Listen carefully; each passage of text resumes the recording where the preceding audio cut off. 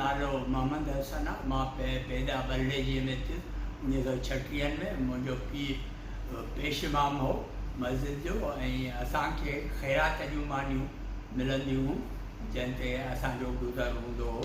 छो जो आमदनीअ जो ज़रियो को बि कोन हूंदो, गुरबत हूंदी ऐं उते घर सफ़ा कचा हूंदा, मींहुं वसंदो त सॼो मींहुं घर में अंदरि पइजी वेंदो ऐं अहिड़े ज़माने में उते असां पोइ गुज़र कयो उन में अंदरि। मोहबती मेड़े ॻोठ ॿधिजे हिकिड़ो, तंहिंजे वेड़े बाबे जो इहो उसूल हूंदो त इहो हर कंहिं भित ते दीवारनि ते सभिनी ते लिखियलु हूंदो त उहो पढ़ंदा हुआसीं त मोहबत मतिलबु मोहबत जेका आहे उहा आहे, बाक़ी पैसो जी अहमियत कुझु बि कोन्हे असां वटि। त मोहबत पाण में कयो ऐं भाउ जेकॾहिं भाउ एॾी वॾी हैसियत आहे जेकॾहिं उहो तव्हांखे लखनि में या उन्हनि में नुक़सानु विझे थो त उन जो हिसाबु न थींदो, मतिलबु उन खां हिसाबु न वठिणो। ठीकु आहे भाउ बसि नुक़सानु ठीकु आहे। ॾाढो ॻोठ जे ॾाढो बंदि हूंदो त बंद ते उहो जेके इरिगेशन जा ऑफिसर आहे उहे कार ते लंघंदा त असां वटि डुकंदा हुआसीं त कार ॾिसूं त कहिड़ी आहे त उते त उहो चवंदो त बाबा डुको न, तव्हां पढ़ो, इहे ॻाल्हियूं तव्हांजे हूंदियूं पासे गाॾियुनि जे पुठियां न डुको, बसि तव्हां पढ़ो ई, बसि पढ़णु खपे। ऐं गाॾियुनि इहे गाॾियूं इहे तव्हां वटि हूंदियूं इहे सभु।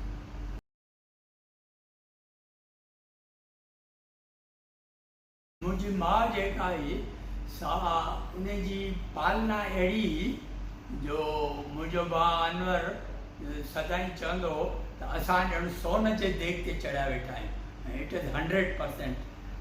त अने उन में असांखे कॾहिं बि ज़रूरत न पई त असां को ग़रीब आहियूं, असां फील न थियो त हाणे ग़रीब माण्हू हूंदो आहे पोइ वरी डिप्रेस थींदो आहे, ईअं न, असां ॼण ईअं फील कंदासीं त वी आर रिच। त अहिड़ी तरह ॼण उहो उनजी यानी पालना अहिड़ी, माउ जी पालना जहिड़ी मां सम्झां थो त अहिड़ी केर बि न करे सघंदो।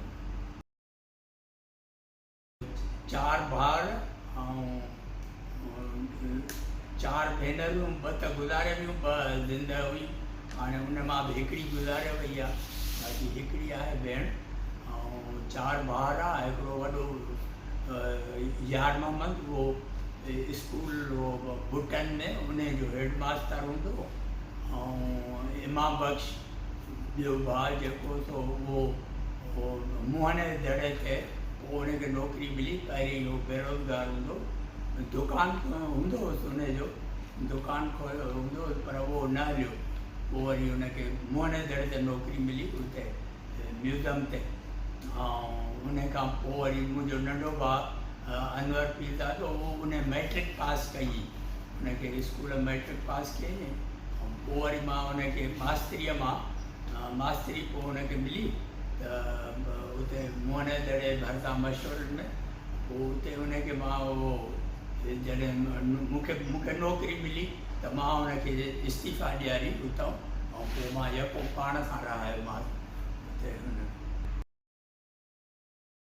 जॾहिं 5 सालनि जो थियुसि त मां स्कूल में दाख़िला लाइ प्राइमरी उते हेडमास्टर जवाबु ॾिनो त असां 6 सालनि खां अॻु में दाख़िला न ॾींदा आहियूं।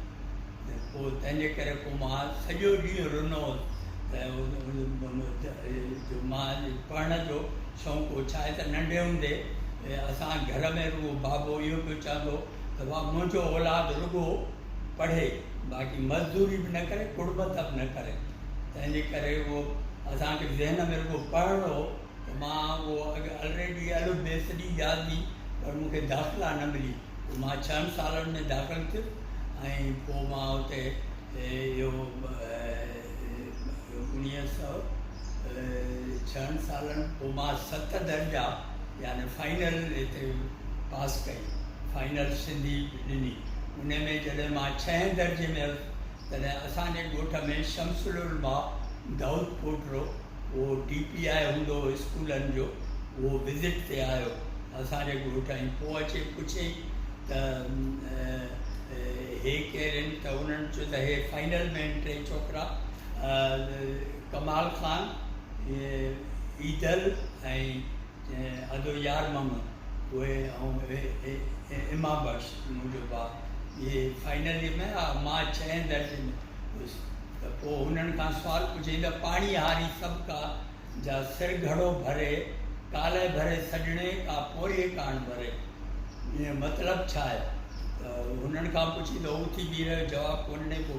पोइ इहो ईदल मास्तर उथी बीठो, उन बि जवाबु ॾियणो, पोइ अधे यार मोहम्मद बि जवाबु ॾियणो, अधे इमाम बख्श बि ॾियणो। मूंखां पुछे मां हुनखे को जवाबु ॾिनो जेको हुनखे ॾाढो वणियो। पोइ तंहिं ते चई त हुनखे स्कूलनि जो साहबु अमीरुद्दीन जुणेजो ऐं हेड मास्तर ॾोकरी स्कूल जो अंग्रेजी जो उहे बीठा, उन्हनि खे चईंदे जे अहिड़ा छोकिरा असां कढी ऐं शहरनि में वठी हलूं त पोइ सिंध खे केॾी तरक़ी थींदी। यानी सिंध जे लाइ अहिड़ा जेके आहिनि से उन्हनि खे हिते बहिराड़नि में न विझनि। पोइ वरी हुनखे हेड मास्टर खे चई अंग्रेजी वारे खे त हिनखे दाख़िला ॾे ऐं हुन खां फीस न वठिजांइ। उन खां पोइ अंग्रेजी में दाख़िला वरितमि त इहो हुते हेड मास्टर हूंदो हो इहो शेर मोहम्मद बुर्रो, डॉक्टर शाहनवाज़ जो पीउ, उन मूंखां इंटरव्यू वरितो। इंटरव्यू वठी ऐं पोइ छा ना दाख़िला फी उहा माफ़ु कई ऐं चई 4 आना जेका महीनो फी आहे उहा तुंहिंजी माफ़ु, ॿई माफ़ु करे मूंखे ॾिनई ऐं चई तूं दाख़िल थी। पोइ मार्च में मां दाख़िला वरिती। पोइ अप्रैल मई जून 3 महीना पढ़ी। पोइ मूंखे वरी हुते असेंबलीअ में घुराए हुते बीहारियईं ऐं चई त इहो बाबा हे छोकिरो जेको आहे 100 मां 100 मार्कूं सभिनी कमनि में खयूं अथई, मां हिनखे डबल प्रमोशन थो ॾियां, यानी हाणे ॿिए दर्जे में वेंदो। पोइ मूंखे वरी हुतां हुन पहिरें दर्जे मां कढी वरी ॿिए दर्जे जे लाइन में बीहारियईं हुते, हुन में यानी मूंखे डबल प्रमोशन ॾिनई। यानी हिकिड़े साल में मां 2 दर्जा पास कया। पोइ 3 दर्जे में वरी मूंखे चई त तूं स्कॉलरशिप जो इम्तिहान ॾे। शेर मोहम्मद बुर्रो जेको हेड मास्टर हो, इहो स्कॉलरशिप इम्तिहान ॾिनोसीं त हुन में असां फस्ट क्लास में पास कयो। पोइ मूंखे 12.5 रुपया, जेके मास्तर जी पघार 10 रुपया हूंदी, मूंखे 12.5 रुपया मिलंदा जेके फाइन मतिलबु मैट्रिक जे पास थियण ताईं मूंखे मिलंदा रहिया। यानी वॾी यानी पेमेंट ही जेका मूंखे मिलंदी। मां उहा मैट्रिक 57 में पास कई।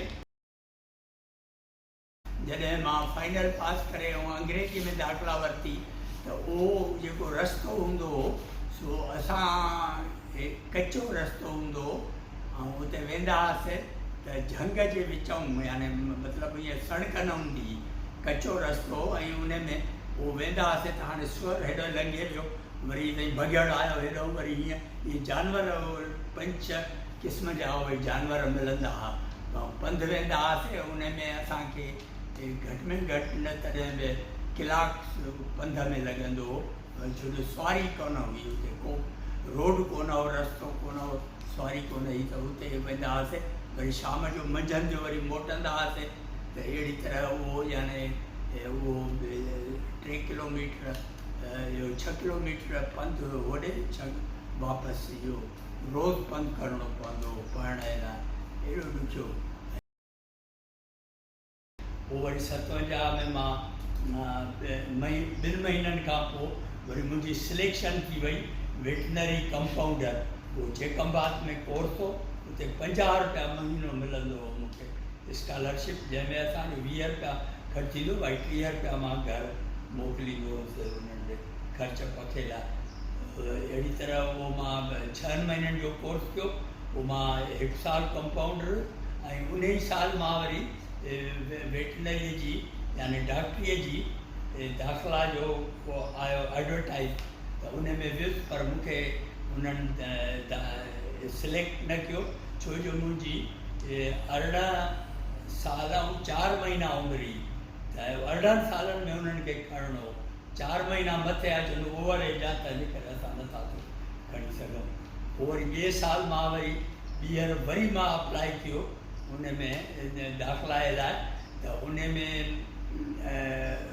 उन्हनि चयो त तूं हाणे 2 साल ऐं 4 महीना वॾो आहे, त पर उहो जेको पर बाबे मूंखे हिकिड़ो वज़ीफ़ो ॾिसियो, मां उहो पढ़ियो, ऐं पढ़ण खां पोइ हुन डायरेक्टर एनिमल हस्बेंड्री जेको पठान हो, उन चयो त मूंखे हिनखे सिलेक्ट करिणो आहे, हाणे मूंखे ॿुधायो कहिड़ो तरीक़ो आहे।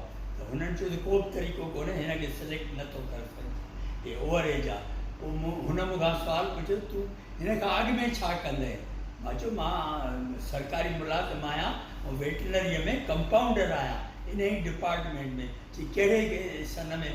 तूं मां चयो 2 साल अॻु में मां दाख़िल कयो। चई तुंहिंजी हिन वक़्तु उमिरि इहा आहे, यानी उहा यानी प्रीवियस डेट ते पोइ मूंखे सिलेक्शन जो पहिरीं ऑर्डर मिलियो, यानी हुन में सिलेक्शन थी वई मुंहिंजी लाहौर कॉलेज में। पोइ मां हुते 5 साल 1964 ताईं डॉक्टरी पढ़ी। उते जॾहिं मां यूनिवर्सिटी वरी दाख़िला मिली त उते जॾहिं मां रोहिड़ीअ पहुतुसि त मां रोई वेही रहियुसि, छो जो उते मूंखे ख़बर ई न हुई त हाणे पंजाब गाॾी वेंदी ऐं उहा त उते मां ॼणो अकेलो, त को बि साथी कोन हो जेको मूंसां गॾिजी वञे। त उते ईअं मूंखे रोई वेही रहियो रोहिड़ीअ स्टेशन ते। वरी हिकिड़ो सिंधी मिलियो, हालन जो छोकिरो, उहो सिंधी हो। चई तव्हां सिंधी आहियो? हा, पोइ मुंहिंजे कमरे में हलो। वरी पंहिंजे कमरे वठी हलियो, वरी होटल ते वठी हलियो, मानी खाराई, अहिड़ी तरह। पोइ वरी आहिस्ते आहिस्ते ऐं उते पंजाब में वरी हूंदो रवाजु फूलिंग जो, यानी मानी खाई पोइ वरी राति जो 11-12 ताईं वरी उन्हनि खे डांस कराईंदा हुआ, फूलिंग कंदा हुआ। फूलिंग जो रवाजु ॾाढो, तंहिंजे करे मां दाता गंज बख्श ते सिजल ते नमाज़ खां मानी खाई पोइ हलियो वेंदो त सॼी राति उते सुम्हंदो, पोइ सुबुह जो वरी ईंदो। यानी मां उते हॉस्टल में 3 महीना कोन रहियुसि, पहिरियां जेके फूलिंग जा हूंदा, एॾो सख़्तु।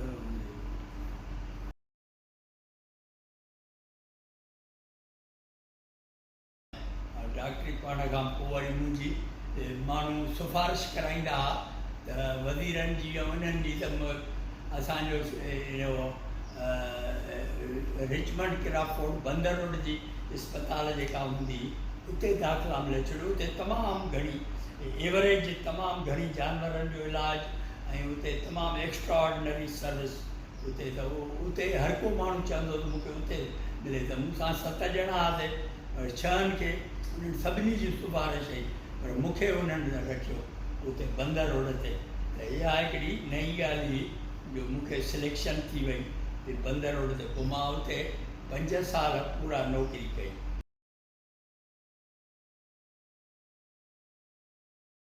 तंहिंखां पोइ वरी मां पंहिंजी प्राइवेट क्लिनिक ख़ालिद बिन वलीद रोड ते स्टार्ट कई, पेट्स क्लिनिक, यानी डॉग एंड कैट्स जो इलाजु उते स्टार्ट कयो। ऐं उन खां पोइ वरी मां तारक रोड शिफ्ट थियुसि, ऐं उन खां पोइ वरी हाणे मां यानी KDA स्कीम नंबर 1 में आहे मुंहिंजी क्लिनिक, हिकिड़ी इहा डिफेंस में। टियों नंबर उहो मूंसां गॾु वेटनरी में, उहो मूंसां गॾु प्रैक्टिस कंदो आहे, ऐं डॉक्टर इफ्तिखार में उहो मूंसां गॾु प्रैक्टिस कंदो आहे। पोइ डिफेंस में क्लिनिक आहे हिन में खड्डा मार्केट में असांजी, उते ॿई वेंदा आहिनि, ऐं मां हिते KDA स्कीम नंबर 1 में हिते क्लिनिक खोलियो आहे। अल्हम्दुलिल्लाह मां त तमामु घणो ख़ुशि आहियां, छो जो असां वटि का बि अहिड़ी फ्रॉड या अहिड़ी ग़लति कमु कंहिं बि फ़र्द न कयो आहे जंहिं ते को परेशानी हुजे या का बि हुजे। सभु यानी उहो मुंहिंजे ई उसूल ते ऐं उहो ईमानदारीअ सां ऐं उन ते हलनि था, ऐं अलाह ताला बरकत एतिरी ॾिनी आहे जो असांखे मतिलबु कंहिं बि शइ जी ज़रूरत न आहे, अलाह जी महिरबानीअ सां। छो जो मां घणो जो बीमार रहियुसि, त उन जे करे उन जा उसूल आहिनि हेल्दी ईटिंग ऐं हेल्दी लाइफ स्टाइल। उन ते असां 5 वक़्त नमाज़, उहा हिकिड़ी एक्सरसाइज़ आहे, उहा पूरी मिले। हेल्दी लाइफ स्टाइल ऐं हेल्दी ईटिंग, उन में छा आहे त उहो जेको आहे तो माण्हू कॾहिं बि पेट जा 3 हिसा कयो, हिकु हिसो खाधो, हिकु पाणी, ऐं हवा जे लाइ छॾियो। त अहिड़ी तरह उहो हेल्दी ईटिंग ऐं हेल्दी लाइफ स्टाइल उन ते मुंहिंजो शुरूअ खां आहे, ऐं अञा ताईं मां सभिनी खे इहो ई मशवरो। फ्रूटनि जा दुकान आहिनि, उन में फर्स्ट क्वालिटी सेकंड थर्ड, त मां कॾहिं बि सेकंड या थर्ड वारे खां मां न आहियां वठंदो। मां हमेशह जेको फर्स्ट क्लास फ्रूट वारो हूंदो आहे उन खां वठंदो आहियां। अहिड़ी तरह जेकॾहिं आहे त खाधनि में तेल आहे त सोया सुप्रीम यानी बेस्ट जेको आहे असां उहो शुरू खां इस्तेमालु कंदा आहियूं। या पहिरीं मां ॻोठूं उहो सचो गिहु घुराईंदो उहो इस्तेमालु कंदो, पर हाणे वरी सोया सुप्रीम था इस्तेमालु कयूं। त अहिड़ी तरह इहे जेके से माण्हू उहो पैसे जी अहमियत एतिरी न हूंदी आहे, सिहत लाइ उहो यानी बेस्ट क्वालिटी। सुबुह जो 6 बजे नमाज़ पढ़ी तंहिंखां पोइ जेको आहे सो मां वेंजी सिंजी, तंहिंखां पोइ मां कमु शुरू कंदो। ऐं राति जो 6 बजे खां वठी कंटिन्यूअस, मां मंझंदि जो आराम कोन कंदो, कंटिन्यूअस राति जो 8-9 ताईं कमु कंदो। निंड मां मंझंदि जो मां निंड कोन कंदो। सुबुह जो मां पहिरीं बकरापड़ी में क्लिनिक उहा अटेंड कंदो, तंहिंखां पोइ वरी सुबुह जो क्लिनिक हिते PCHS में उहा करे वरी मां विज़िट कंदो। विज़िट करे वरी शाम जो 5 खां 8 वरी करे वरी विज़िट करे तंहिंखां पोइ वरी ॿारनि खे घुमाइण वठी वेंदो। अहिड़ी तरह शेड्यूल टाइट हूंदो। हिकिड़ो त माण्हुनि किन लेटर लिखिया जंहिंमें उन्हनि लिखियो त असां यानी वी एप्रिशिएट यूअर सर्विसिस ऐं we are very satisfied with your service. ऐं आर्देशर कवास जी जेको हूंदो हो सो वॾो लर्नेड पर्सन हो, उन चयो त डॉक्टर पीरदादा हिते जानवरनि जा डॉक्टर तमामु घणा आहिनि, पर गुड ह्यूमन बींग असांखे कोन मिलंदो। त असां तोसां मिली असां तोखे कॾहिं मां जंहिं मीटिंग में वेंदो आहियां पार्टीअ में उते चवंदा आहिनि त फलाणो डॉक्टर आहे फलाणो, मां चयो न भाउ डॉक्टर पीरदादो। पंहिंजो फटाकिया ऐं सर्जरी इहे हूंदा जिन मूंखे प्रैक्टिस उन्हनि जा मां जानवर लुक आफ्टर कंदो, त उन फटाकिया मूंखे गाॾी वठी ॾिनी। उन चयो त मोटर साइकिल बहितरु न आहे, तूं गाॾी वठि। मां चयो मूं वटि पैसा कोन्हनि, कि पैसनि जो को मसालो न आहे, तूं हबीब बैंक जे हुन वाइस प्रेसिडेंट आहे उते मेन बिल्डिंग में वेहंदो आहे, हुन में 13 फ्लोर ते, तूं उते हलियो वञ, अली गिलानी उहो तोखे उहो पैसा ॾींदो। ऐं उहो जेको पारसी आहे जेको हुन इहो सुज़ुकी जेका इम्पोर्टेड सुज़ुकी ईंदियूं या खुलियल उहे तोखे उन सां उहो तुंहिंजो क्लाइंट आहे, उनखे चओ त मूंखे हिकिड़ी सुज़ुकी कढाए ॾे, छो जो मिलंदियूं उन जूं ॾाढियूं ॾुखियूं हूंदियूं, उहे वॾी सिफारिश। हिकु त फातिमा जिन्ना जेसिताईं जेरी गुज़ारे वई त वरी उन जी भेण वरी उहा मूंखे घुराईंदी, त उते मां उहो जेसिताईं जेरी हुई त उहा मुंहिंजी क्लाइंट हूंदी। क़ाइदे अज़म त कोन हो, न त हाणे उहो मुंहिंजो क्लाइंट हुजे या लाज़मी कहिड़ो पेट ओनर हूंदो सॼी में।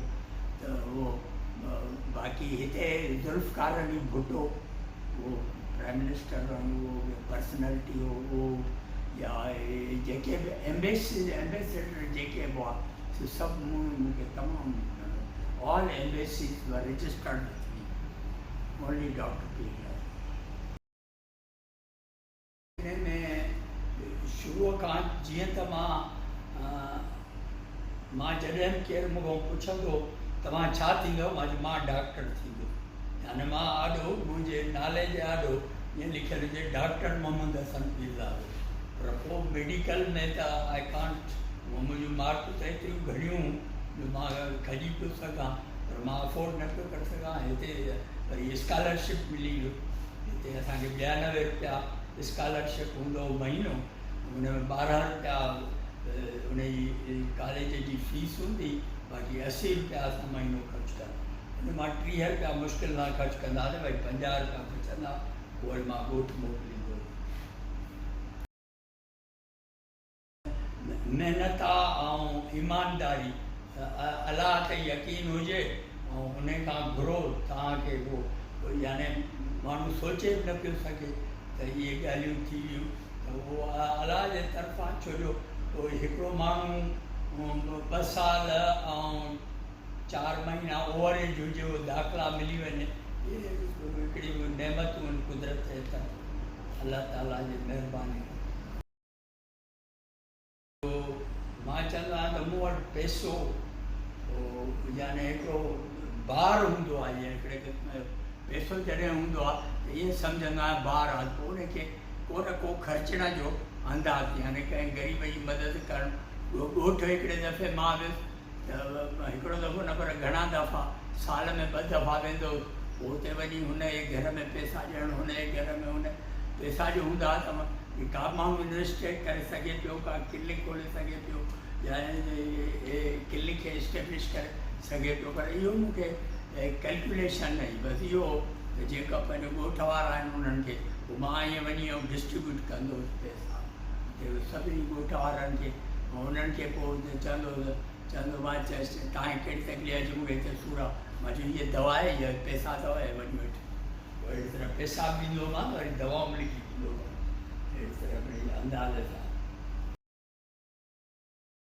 ऑनेस्टी इज़ बेस्ट पॉलिसी, असांजो शुरू खां वठी इहो उसूल रहियो आहे त ऑनेस्टी इज़ बेस्ट पॉलिसी। हर शइ में असां मतिलबु सच कूड़ जी दुनिया असां वटि आहे ई कान।